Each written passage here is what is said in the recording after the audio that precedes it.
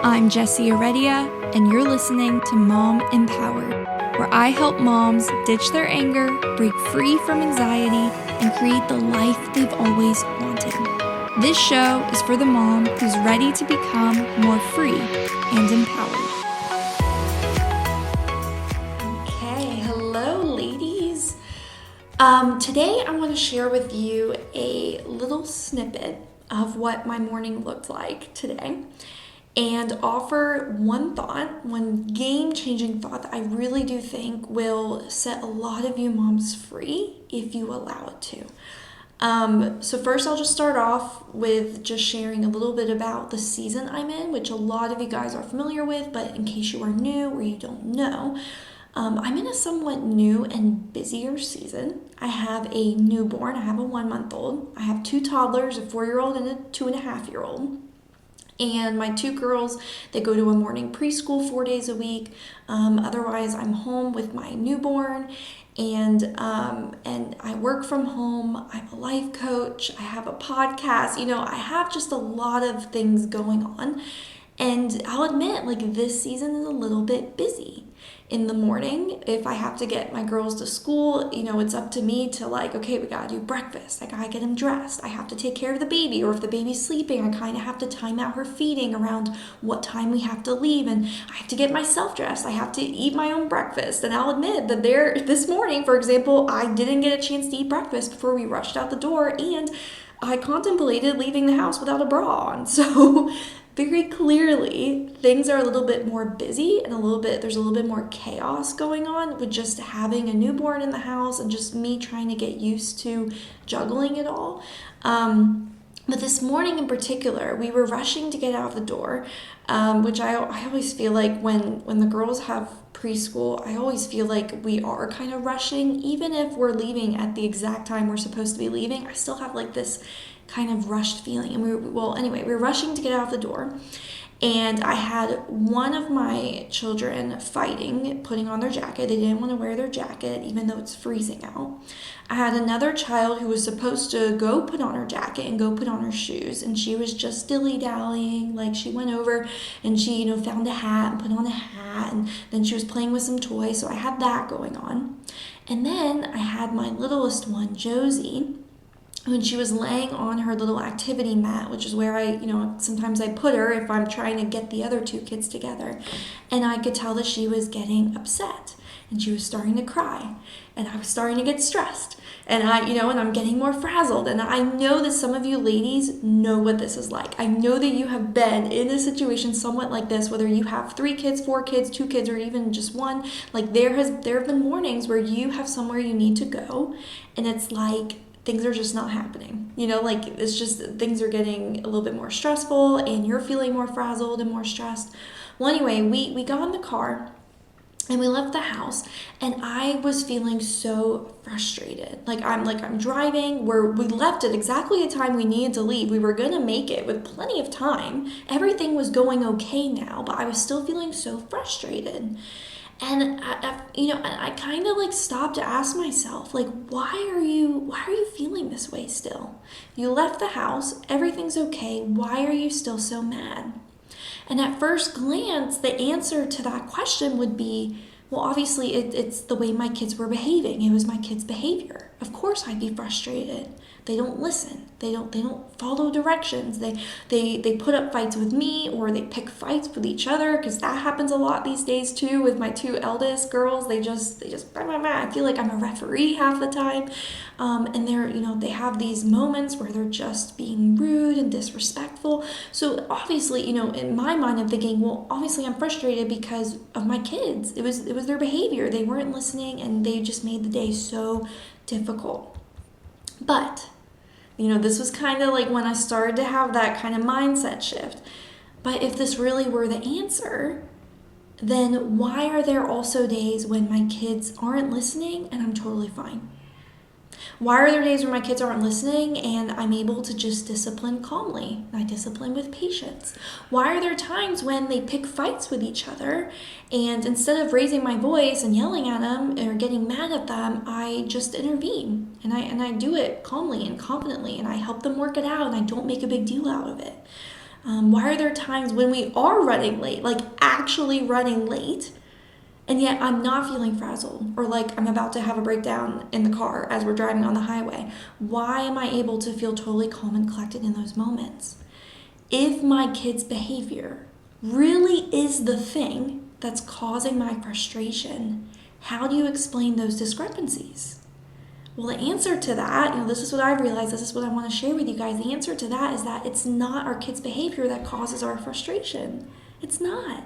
And this is something I've known for so long as a coach. This is something that I help moms come to terms with and have awareness around. And yet clearly I needed to be reminded of this myself this morning, especially, but I need to be reminded over and over again. It's not our kids' behavior that causes you to feel a certain way, whether it's frustrated or stressed or helpless or loved even. It's not our kids' behavior that causes us to feel loved. What causes you to feel these things, what causes you to feel anything, is never what somebody else is or is not doing. It's the meaning that you are assigning to what somebody is or is not doing. If you are frustrated with your kid's behavior, it's because of what you are making your kid's behavior mean, either about you or about them or about your situation. I was frustrated with my kids this morning because them not listening, to me, I was making it mean that we were going to be late. And underneath that, there was also this layer of me being frustrated because I was making it mean that I'm out of control and I don't have power as a parent.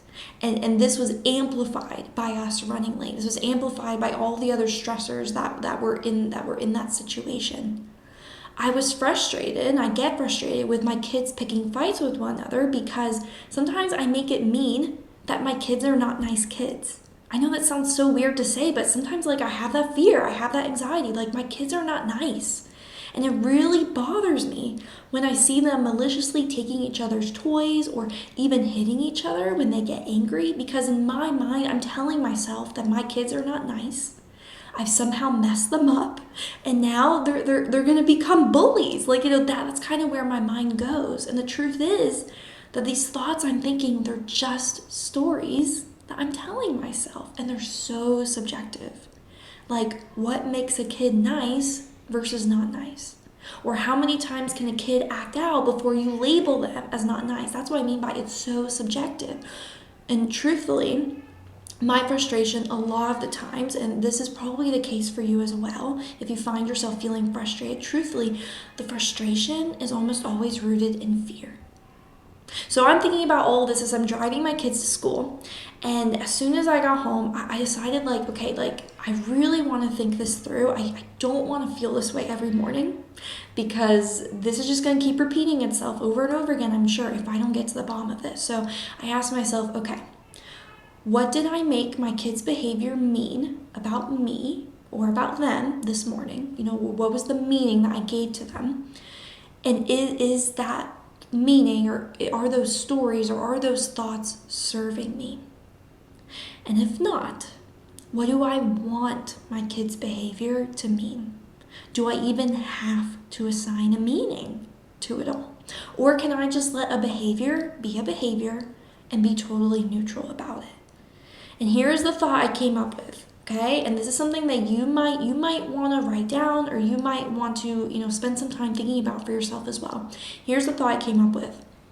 My kid's not listening does not mean that I'm a bad parent or that I don't have power as a parent. Do you know what my kid's not listening actually really means about me as a parent? Not a damn thing. Not a damn thing. Because I can only take ownership of my actions, my behaviors, my patterns.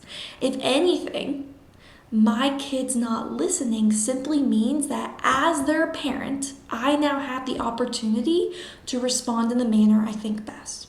Whether that means disciplining or gently correcting, or maybe doing nothing at all in that moment because we just need to get out of the door, and this is a skill we're constantly working on with them anyway.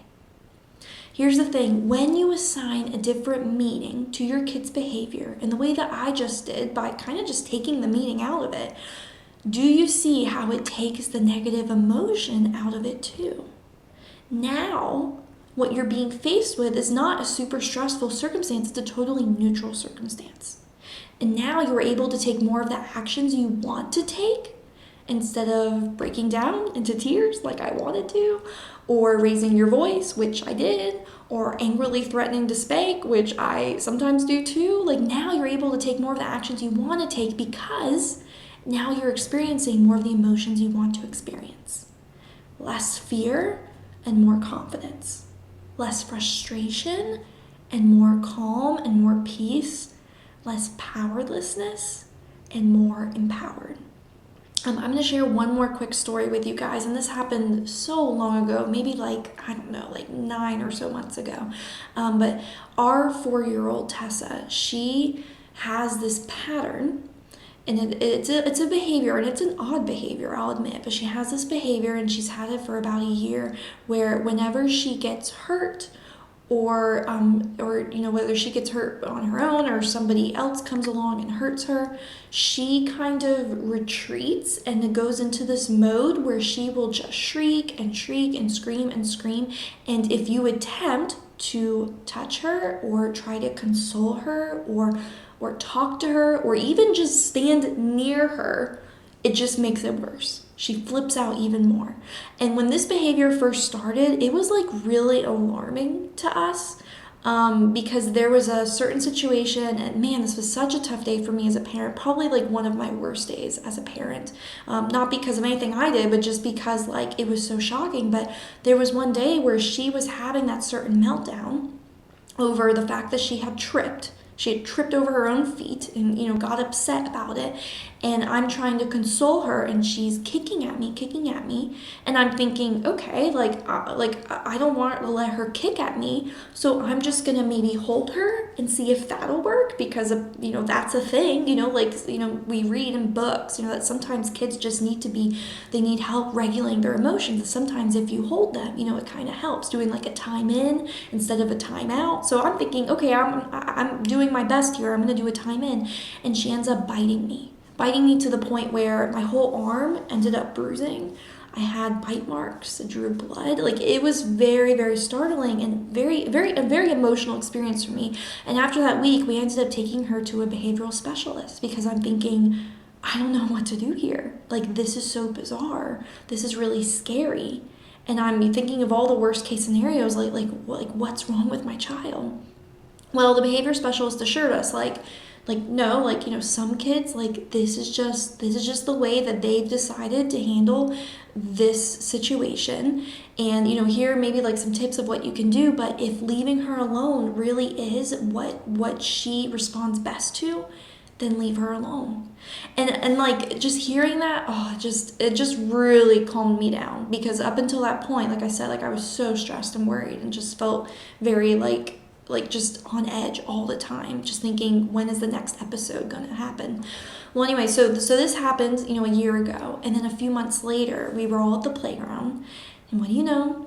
Tessa fell off of a playground ledge. It wasn't a super high one, but it was pretty high. She fell backwards off of it. I think it was somewhere around near where the monkey bars are, where you go to grab on the monkey bars. She had just fallen off. She fell onto her back. And of course, I'm thinking, oh my gosh, she could have broken something. So I rush over, and I'm seeing, is she moving her limbs? Is she, what is she doing? And she, very naturally, very normally for her, is starting into her shrieking, screaming meltdown. And everything that I'm doing, I'm saying honey bun, are you okay? Do you need help? Do you want to stand up? I'm trying to kind of assess the situation. It's just making it worse. Me even just being near her was making it worse. So, as embarrassing as it felt in that moment, because there were a lot of people at the playground that day, not just kids, but lots of parents. As embarrassing and as just awful as, it kind of felt in that moment, I kind of just had to step away. And I left my 4-year-old laying on the ground at the playground, screaming her head off, while I stood off to the side and just said, hey, honey bun, whenever you're ready, I'm right here. And I just stood there. I stood there for a good few minutes. And I'm telling you that, like, we got so many looks because Grant was there too, and Jamie was there too, and we got so many looks that were just like, okay, like is everything all right? Nobody approached us and I'm kind of glad they didn't, because I don't know what I would have said, but I just stood my ground. I just stood there. I just assured myself, like, I'm doing what I know to do. I'm doing the best I can. This is what I know about my child, and I'm responding from that. I'm responding from that knowledge. And I'm sharing that story because the reason why I was able to handle that situation confidently and not let it shake me, although yes, I was embarrassed. Like, I really was embarrassed by it, I will admit. But the reason why I was still able to, just do what I needed to do and handle that situation confidently instead of get frantic and freak out or, like maybe lash out. The reason why I was able to do that was because I had decided beforehand what meaning I wanted to assign to her behavior, to my 4-year-old's behavior, based on the truth I knew and the knowledge I had. And that meaning that I had decided on beforehand was, these meltdowns are not indicative of how well of a job I'm doing as a mom. They're not. These meltdowns are just my daughter responding to her circumstances in the only way she knows how right now. In the only way she knows how. And my job as a parent, listen to this, guys, because I think that this is something that you need to really realize and own for yourself. My job as a parent isn't to shield myself from embarrassment, but it's to meet her where she's at and do the best I can, do the best I know how. I really want to encourage all of you ladies today to take the time to really assess the thoughts you're giving power to and the meaning that you're assigning to your kids' behavior. Because if you can manage those thoughts well and choose those meanings well, I promise you will feel so much more confident as a mom. You will respond in healthier ways as a mom. Because instead of responding as a mom who's feeling powerless, you will be responding as a mom who's more empowered. And you guys know that I am so convinced that becoming a more empowered mom is the secret to becoming everything you want to be as a mom. Whether that's a mom who is more full of joy, or a mom who is present and engaged in her everyday motherhood, a mom who manages her emotions in a healthier way and handles situations with grace and strength instead of stress and anxiety. This is the work that I love doing for myself, with my clients. This is why my coaching program, my podcast, my Facebook community, this is why everything is called Mom Empowered, because becoming an empowered mom, or really just learning what it means to fully wield your power as a mom, because we all have power and authority, whether you believe it or not, we all do. Like, becoming an empowered mom has truly changed my life. It changes my life on the regular, even still. I've watched it change other women's lives, and I am on a mission. I am on a mission to see it change yours too.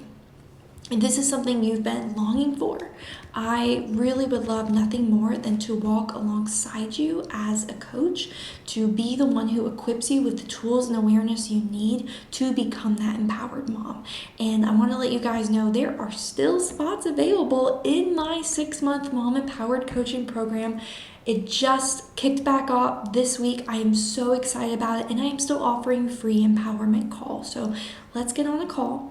Let's chat more about what it might look like for you to experience more empowerment and freedom in not just motherhood, but really in all aspects of your life. That would just be such a joy for me and could be such a game-changing step for you.